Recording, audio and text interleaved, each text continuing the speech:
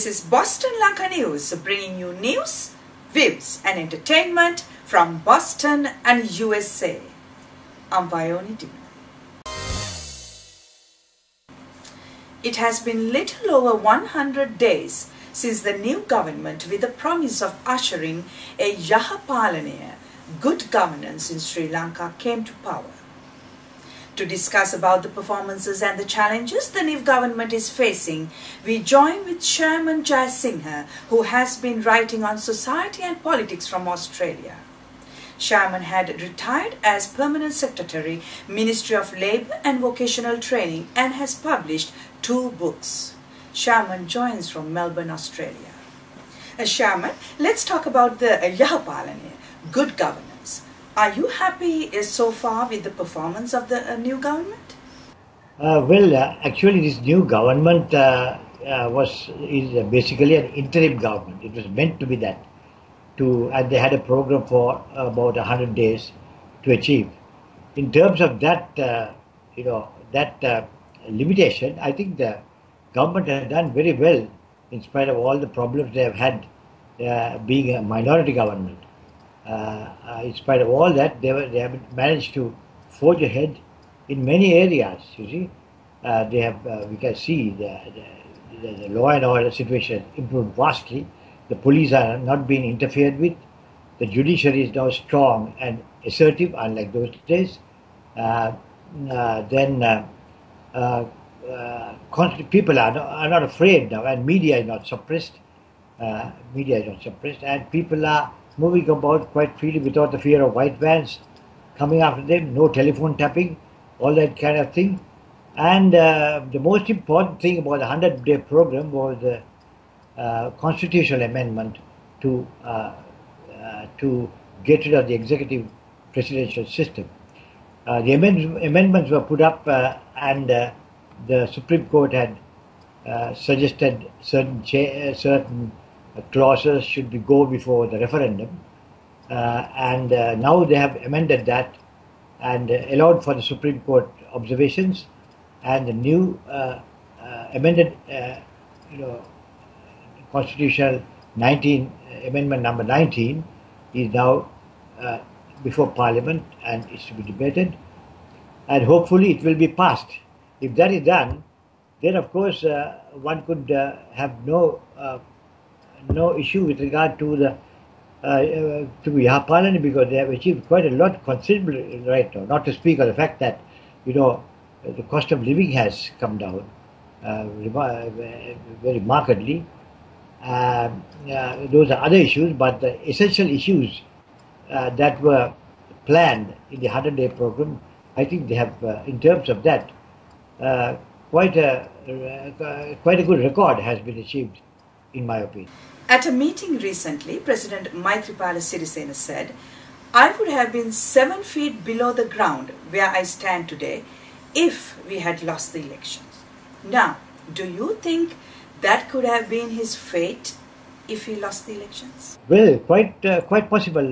Judging from the track record of the former regime, we know that about 20 people have gone missing. Several people have been murdered, and no less a person, high-profile journalist, Lasanta Vikramathunge, Sunday leader, editor, was hacked to death in a high-security zone.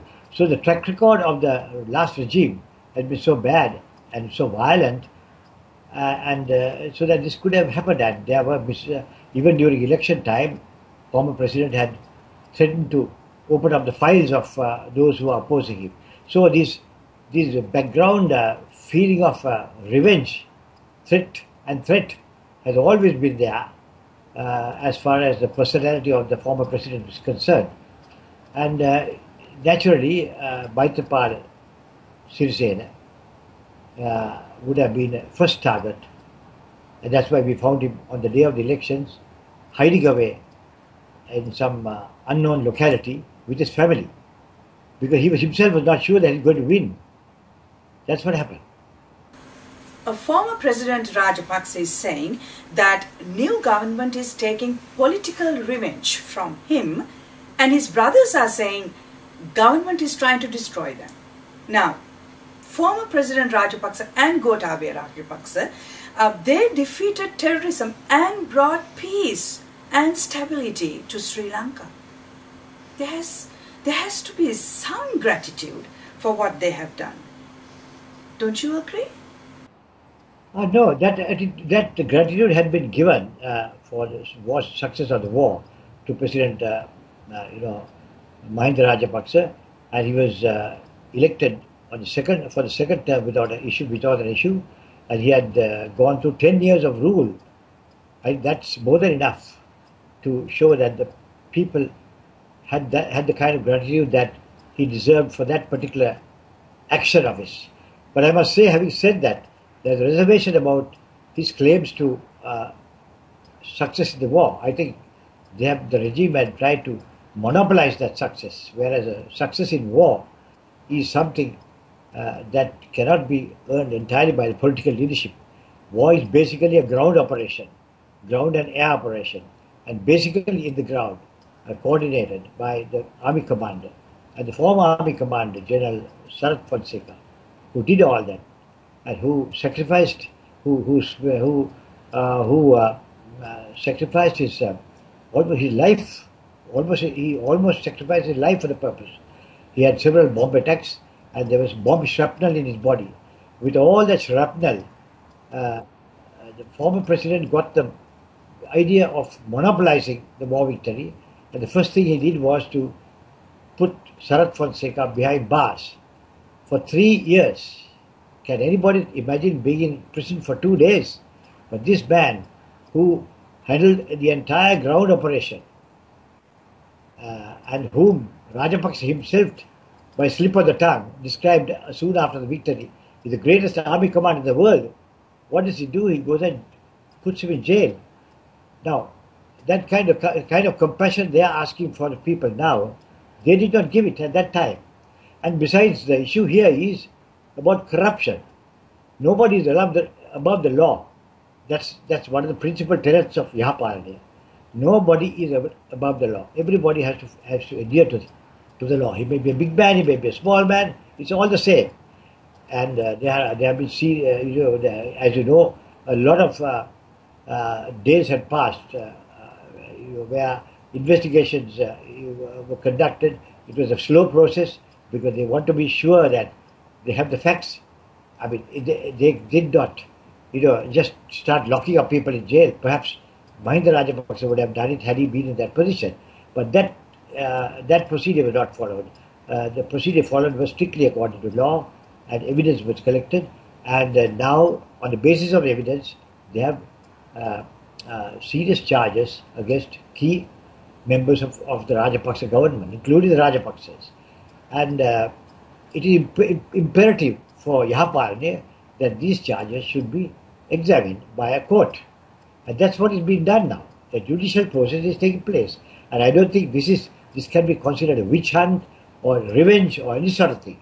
This is one of the principal planks of the Sirisena Ranil government. They said that they will bring all those offenders to book. And that's what they are doing now. It's not revenge. They are just following the due process of the law.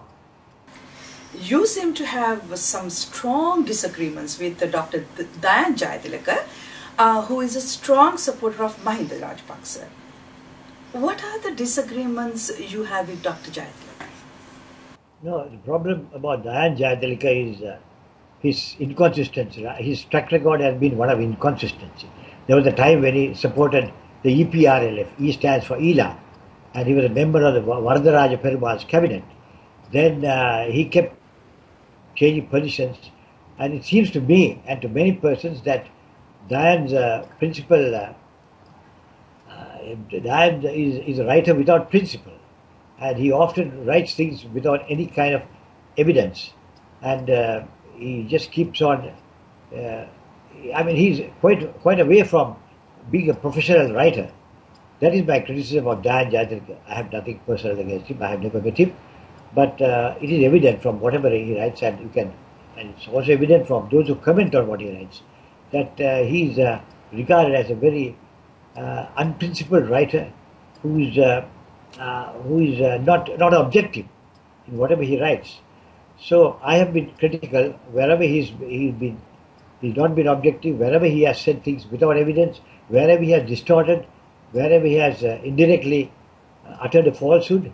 It has been my conscience to bring it out and show the other side to the reader. Many say that Ranil Wickremesinghe does not have a mandate from people to be the Prime Minister. How come he exercised lots of power when he does not even have the support of the majority of the Parliament? Well, actually, this question of mandate has now been sorted out. What happened is during the elections, presidential elections, the manifesto was issued and it was stated out at all public meetings by the presidential candidate Maithripala Sirisena that when he comes to power, if he comes to power, Ranil Wickremesinghe from the United National Party will be made the Prime Minister. And because it was obvious, because without the support of the United National Party, the victory for Maithripala Sirisena would have been a dream, because the UNP did all the grassroots organizing, most of it at least, for Maithripala Sirisena. So it was a kind of deal and understanding. And he announced it in public, and the people were aware of it. So that itself means that there was a mandate for the appointment of Ranil Wickremesinghe as Prime Minister. Now, if anybody want to challenge that, the simple procedure was to bring up a vote of no confidence on the Prime Minister. That could have been done. But to date, that has never been done. So we can presume that that appointment is totally in order and nobody can question that. Shaman, some say that the President Sirisena is not a decisive and strong leader and not a very effective commander-in-chief. Do you think there is any merit in these criticisms?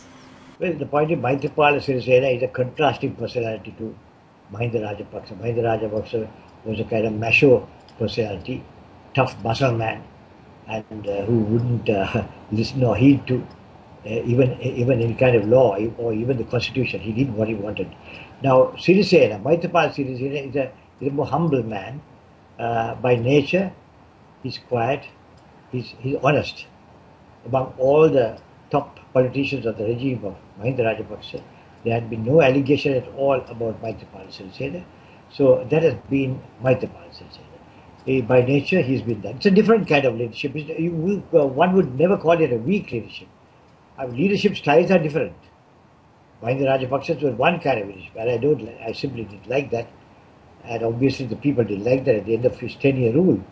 But Maithripala Sirisena's leadership is a different kind of leadership. But yet for all, it's a leadership. He knows how to get about his task. He knows whom to trust. He knows whose advice to take, whose advice not to take. And he's very tactful and maybe a bit slow in what he does. But yet for all, that is leadership. And besides, the other problem is he is deliberately setting out to get rid of some of the powers that his position had. That is also part of the mandate and part of the promise made at the election time.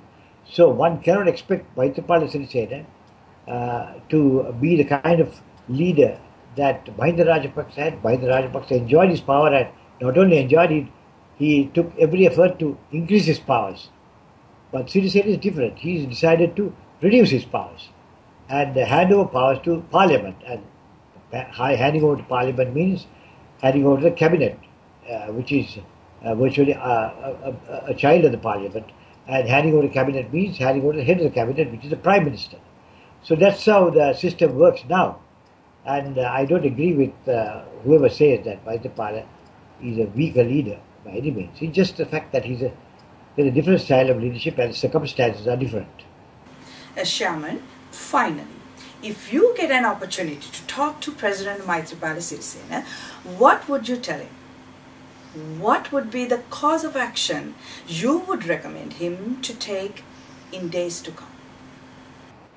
Well, I would tell him, I would encourage him to proceed on the mandate and complete the task of handing over handing over supremacy to Parliament, so that Parliament, we have a parliamentary rule, and everybody is subject to parliamentary control, and Parliament means representatives of the people, and so when the Parliament controls, logically it means that the people are in control.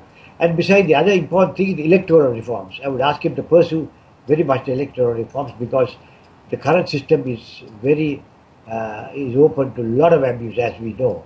You appoint people on the lists, and all kinds of drug addicts and nefarious cases come into Parliament, and we have seen the deterioration of our supreme legislation in Sri Lanka, which is now like a madhouse, a kind of puppet. We saw it the other day when some members of the opposition got into Parliament, locked themselves up, and sat on the floor protesting against getting the former president to make a statement before the Bribery Commission. This is all ridiculous. This shows the extent to which Parliament has been reduced. So I would advise President Maithripala Sirisena to restore the Parliament supremacy and immediately get about having a more democratic electoral system, so that the people are properly represented and the rulers are made fully accountable to the people. That concludes our news edition. We meet you again with another news edition of News, Views and Entertainment from Boston and USA. Till then, goodbye.